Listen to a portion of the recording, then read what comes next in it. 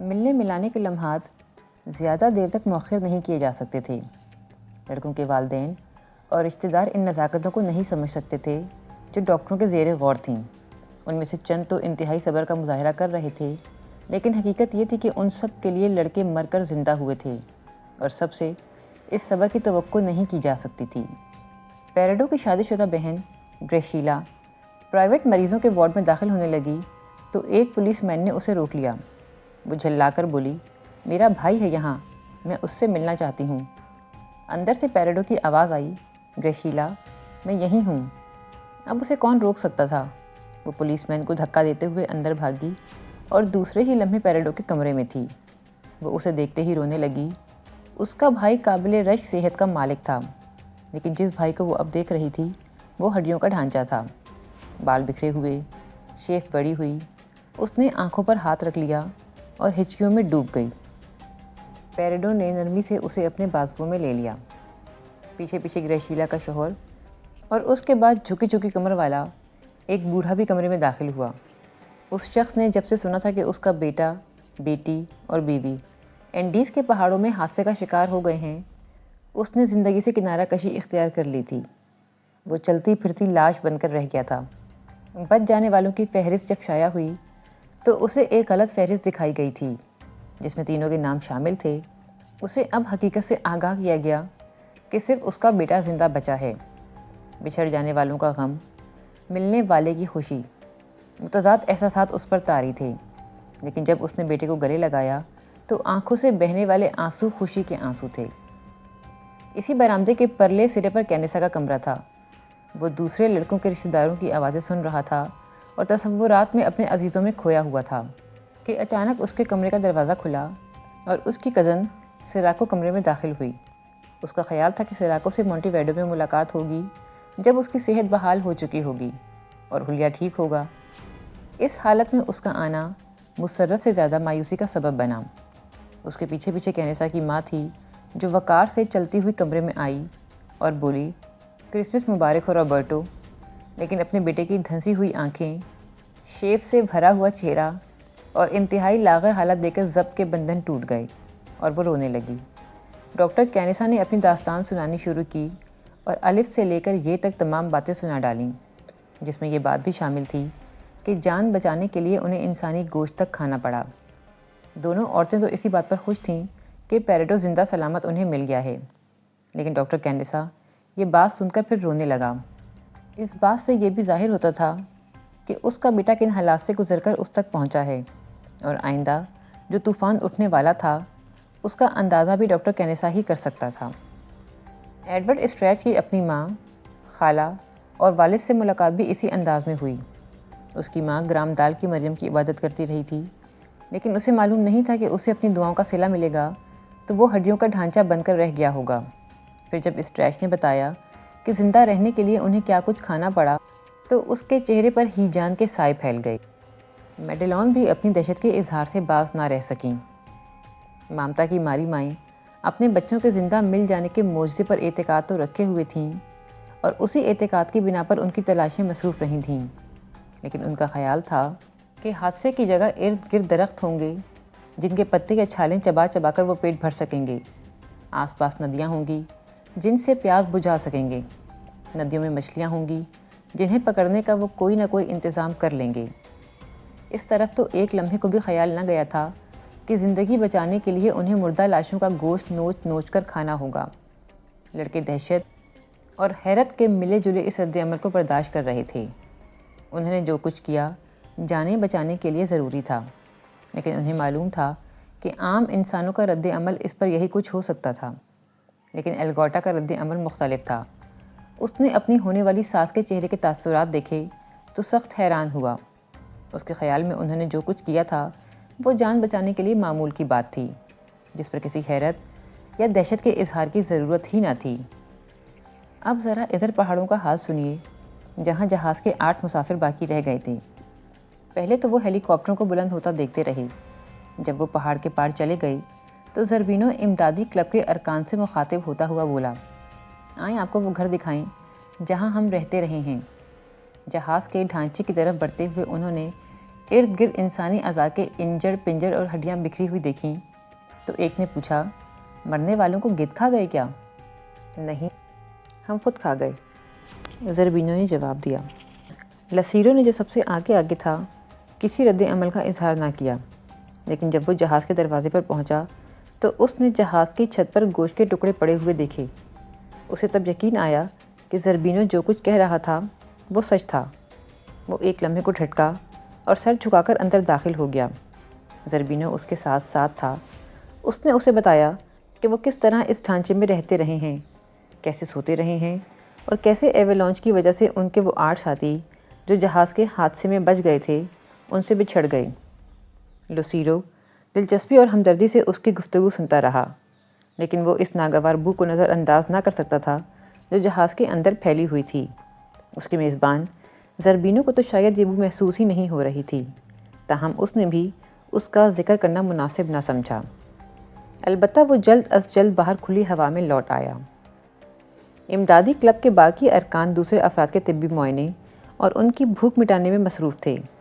پہلے انہیں گوشت کے سینڈوچ پیش کیے گئے، پھر مالٹوں اور سنگتروں کا جوس، اور اس کے بعد گرم گرم سوپ۔ پھر ڈیاس نے انہیں کیک پیش کیا۔ یہ کیک وہ اپنی سالگرہ کی مناسبت سے لایا تھا۔ لڑکوں کے لیے یہ سب کچھ کسی دعوت ولیمہ سے کم نہ تھا۔ انہوں نے پیٹ بھر کر کھانا کھایا اور انگلیوں سے مکھن چاٹتے رہے۔ کھانے پینے سے فراغت کے بعد امدادی کلب کے ارکان کو ہیلی کاپٹروں کی فکر ہوئی۔ پہلی مرتبہ تو وہ جیسے تیسے نیچے آ گئے تھے، لیکن انہیں زبردست مشکل کا سامنا کرنا پڑا تھا۔ انہوں نے کوشش کی کہ چھوٹا موٹا عارضی سا ہیلی پیڈ تیار کر لیا جائے۔ انہوں نے جہاز سے پلاسٹک اور کارڈ بورڈ کے تختے کاٹے اور جہاں تک ممکن تھا افقی طور پر برف پر بچھا دیے کہ ہیلی کاپٹروں کے آنے سے برف نہ اڑے اور وہ ان پر اتر سکیں۔ انہوں نے ارد گرد کی تصویریں بھی لیں۔ لڑکوں نے یہ دیکھا تو غصے کا اظہار کیا، لیکن امدادی کلب کے ارکان نے انہیں سمجھایا کہ وہ چلی فوج کی طرف سے دی جانے والی ہدایات پر عمل کر رہے ہیں۔ تصویریں اشاعت کے لیے جاری نہیں کی جائیں گی۔ یہ سن کر لڑکے مطمئن ہو گئے۔ ویسے بھی ان افراد سے جو ان کے لیے رحمت کا فرشتہ بن کر آئے تھے وہ درست رویہ نہیں اپنا سکتے تھے۔ سپہر 4 بجے انہیں اس بات کا احساس ہو گیا کہ اب ہیلی کاپٹر واپس نہیں آئیں گے۔ اس احساس نے 8 افراد پر سوگوار کیفیت طاری کر دی۔ خدا کر کے تو امداد پہنچی تھی، لیکن ایک اور رات وہاں گزارنے کے خیال نے انہیں اداس کر دیا۔ امدادی کلب کے ارکان اور میڈیکل اردلی نے انہیں باتوں میں لگا کر ان کی توجہ ہٹانی چاہی۔ پھر اسٹوو جلا کر ان کے لیے سوپ تیار کیا اور پھر میتھول کی فرمائش پر کافی بھی بنائی گئی۔ جب سورج چھپ گیا تو انہوں نے رات گزارنے کی تیاری کی۔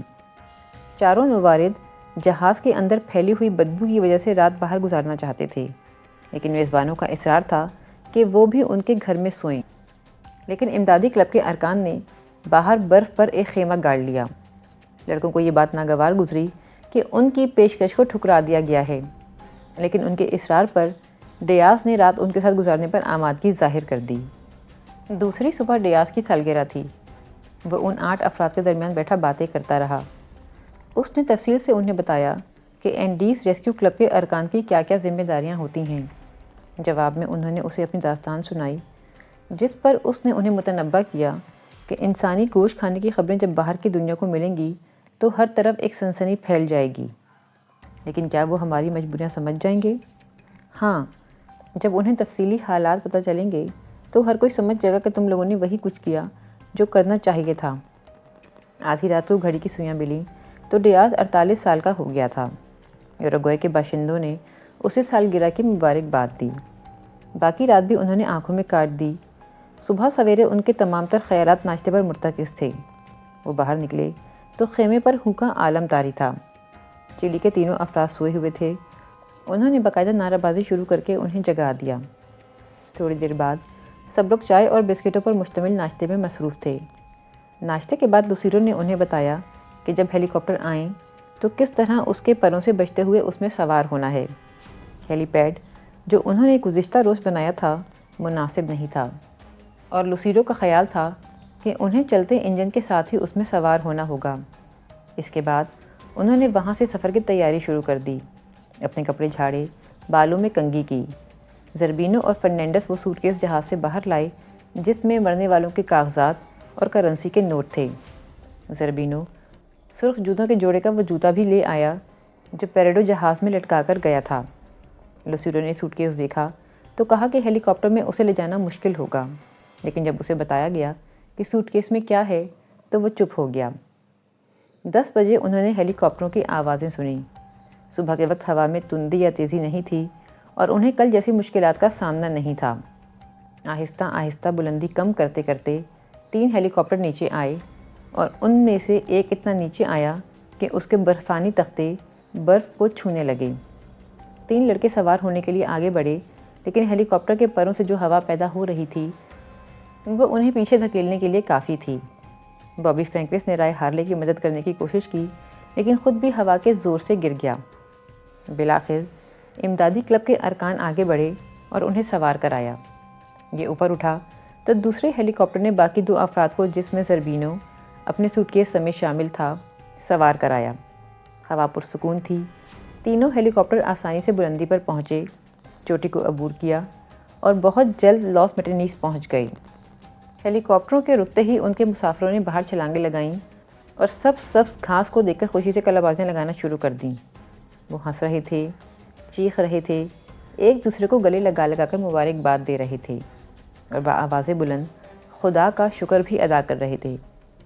ایک دن پہلے پیس کی طرح میتھول نے بھی ایک پھول توڑا اور اس کی خوشبو سے لطف اندوز ہونے کے بجائے منہ میں رکھ کے چبانے لگا۔ گارشیا تو فوراً ہی امدادی کلب کے ارکان اور میڈیکل اردلی کو لینے واپس چلا گیا، جبکہ باقی افراد کا طبی معائنہ شروع ہوا کہ ان میں سے کسی کو فوری علاج کی ضرورت تو نہیں۔ معائنہ کرنے والا فوج کا ایک ڈاکٹر تھا جس نے رائے دی کہ یوراگوئے کے 8 باشندے اطمینان سے سفر کر سکتے ہیں۔ ویسے بھی ان کے رویے سے یوں لگتا تھا جیسے وہ کسی پکنک پر سے آئے ہیں۔ انتہائی کمزوری کے باوجود وہ اپنے غم بھول گئے تھے اور اتنے دنوں بعد خود کو اپنے جیسے انسانوں میں پا کر مسلسل ان سے باتیں کر رہے تھے۔ کچھ نے قریب دریا پر جا کر منہ ہاتھ دھویا، کچھ کسانوں سے باتیں کرتے رہے۔ گسٹاو زربینو نے تو کیٹالون سے گھوڑا مانگا کہ تھوڑی دیر وہ اس کی سواری کرنا چاہتا ہے۔ تقریباً آدھے گھنٹے بعد گارشیا امدادی کلب کے تینوں ارکان اور میڈیکل اردلی کو لے کر واپس پہنچ گیا۔ پھر سب ہیلی کاپٹر میں سوار ہوئے اور سین فرنینڈس کی طرف روانہ ہو گئے۔ فیٹو اسٹریچ، بابی فرینکوس، مونچو سبیلا اور گسٹاو زربینو پہلے ہیلی کاپٹر میں تھے۔ سین فرنینڈو پہنچ کر جو ہی وہ کمانڈر ہیڈ کوارٹر کے گراؤنڈ میں اترے تو فیٹو کی ماں اور باپ اپنے بیٹے کے منتظر تھے۔ 2 مہینوں کے انتظار اور نا امیدیوں کا کرب ان کے چہرے پر سمٹ آیا تھا۔ بیٹے سے ملنے کی خوشی بھی تھی، لیکن درد کے لمحات اتنی جلدی بھلائے نہیں جا سکتے تھے۔ جو ہی ہیلی کاپٹر کے پر رکے، دروازے کھلے، دونوں آگے بڑھے اور اپنے بیٹے کو بازوؤں میں لے کر رونے لگے۔ زربینو اور بابی فرینکوس کے والدین بھی موجود تھے۔ 10 ہفتے پہلے حادثے کے بعد ہی انہوں نے اپنے بیٹوں پر صبر کر لیا تھا، لیکن زندہ سلامت ایک بار پھر وہ ان کے سامنے موجود تھے۔ ڈاکٹر فرینکوس کے لیے تو یہ روز حشر تھا کہ جس کے بارے میں اس نے نہ کبھی سوچا تھا نہ کبھی اس کی توقع کی تھی، کہ قیامت کے اس دن کا مشاہدہ اسے اپنی زندگی میں اس طرح سے کرنا ہوگا۔ دوسرے ہیلی کاپٹر میں رائے ہارلے، جیویر میتھول، اینتونیو ویزنٹین اور پونچو ڈیلگاڈو سوار تھے۔ ان 4 میں سے صرف رائے ہارلے کے والدین موجود تھے۔ انہوں نے اپنے بیٹے کو دیکھا تو تمام جہان کا درد ان کے چہرے پر سمٹ آیا۔ انہیں یہ خیال تو تھا کہ ان کا بیٹا کمزور ہو چکا ہوگا، لیکن ہڈیوں کے ڈھانچے پر مشتمل نحیف و نزار سی اس شکل کا تو انہوں نے تصور بھی نہ کیا تھا۔ ایک بار پھر سب کا معائنہ کیا گیا تو ڈاکٹرز نے رائے دی کہ وہ ٹھیک ٹھاک ہیں اور فوری طور پر انہیں کسی علاج کی ضرورت نہیں۔ چنانچہ باہمی مشورے کے بعد یوراگوئے کے ناظم الامور سیزر شیرلون نے یہ فیصلہ دیا کہ انہیں سین فرنینڈو کے ہسپتال بھیجنے کے بجائے فوری طور پر سینٹیاگو روانہ کیا جائے۔ یہ 23 دسمبر ہفتے کا دن تھا اور اس کا خیال تھا کہ وہ کرسمس کا دن اپنے قریبی دوستوں اور عزیزوں میں منائیں۔ چنانچہ سب افراد ایک بار پھر ہیلی کاپٹر میں سوار ہوئے۔ زربینو اور رائے ہارلے کے والدین کو اپنے بیٹوں کے ساتھ ہی سفر کرنے کی اجازت دے دی گئی۔ تھوڑی دیر بعد وہ سینٹیاگو کے ایک بڑے ہسپتال کی چھت پر اترے۔ ادھر سین فرنینڈس کے ہسپتال میں جو لڑکے داخل تھے، رات انہوں نے وہیں گزاری۔ آرام دہ بستر ان کی روحوں کو سکون دینے کے لیے کافی نہیں تھے۔ دانیال فرنینڈس سویا تو اس نے خواب میں دیکھا کہ وہ ایک ایوالانچ کی زد میں آ گیا ہے۔ چیخیں مارتا ہوا وہ اٹھ کر بیٹھا تو اس نے دیکھا کہ اس پر سفید سفید برف کا نہیں اجلی اجلی چادروں اور کمبلوں کا بوجھ تھا۔ خوش انسیریٹی البتہ گہری نیند سویا۔ اس کی آنکھ پرندوں کے چہچہانے سے کھلی۔ وہ لیٹا رہا۔ جب نرس آئی تو اس نے اس سے کھڑکی کھولنے کی درخواست کی۔ صبح کی تازہ ہوا کمرے میں داخل ہوئی تو اس نے آنکھیں بند کر کے گہرے گہرے سانس لیے۔ باقی لڑکوں میں سے جو صحت مند تھے برآمدے میں آ بیٹھے اور کھڑکی میں سے باہر جھانکنے لگے، جہاں اینڈیز پہاڑوں کے دامن میں سبزہ لہرا رہا تھا۔ تقریباً صبح کے 8 بجے پادری اینڈریز ایک ٹیپ ریکارڈر لیے ہسپتال آیا اور لڑکوں کے بیانات ریکارڈ کیے۔ مینجینو نے کہا، جان بچانے کی شدید خواہش اور خدا پر بھرپور ایمان ہمارے احساسات پر حاوی تھا۔ ہم سب متحد رہے۔ جب کسی ایک کا حوصلہ پست ہو جاتا تو باقی سب اس کی ہمت بڑھاتے۔ ہم ہر رات دعائیہ نظمیں پڑھتے تھے جس نے ہمیں ایمان و یقین سے سرشار کیے رکھا۔ اس ایمان نے ہمیں اب تک زندہ رکھا ہے اور اس تجربے نے مجھے بالکل بدل دیا ہے۔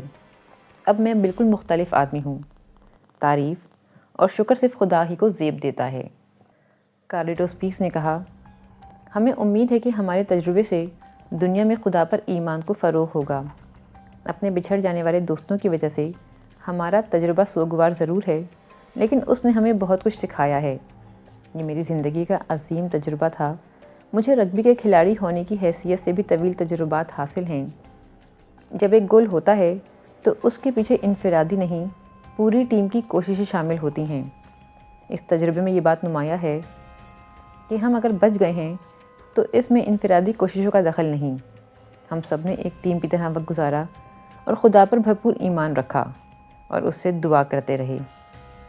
10:30 بجے ایک پریس کانفرنس کا اہتمام کیا گیا اور بیتاب صحافیوں کو اجازت دی گئی کہ وہ لڑکوں سے مل لیں۔ گزشتہ روز سے ہی انہوں نے ہسپتال کو گھیرے میں لے رکھا تھا اور اندر آنے کے لیے بے چین تھے۔ انسیریٹی اور مینجینو تو اپنے بستر میں ہی رہے، لیکن باقی لڑکے ہسپتال کے برآمدے میں آ گئے اور فوٹوگرافروں کو موقع دیا کہ وہ ان کی تصویریں بنا لیں۔ آج وہ صاف ستھرے کپڑوں میں ملبوس تھے۔ پریس کانفرنس مختصر تھی۔ جب ان سے پوچھا گیا کہ پہاڑوں میں زندہ رہنے کے لیے وہ کیا کھاتے رہے تھے تو ان کا جواب تھا کہ سفر پر روانہ ہونے سے پہلے انہوں نے مینڈوزا سے بہت سا پنیر خریدا تھا۔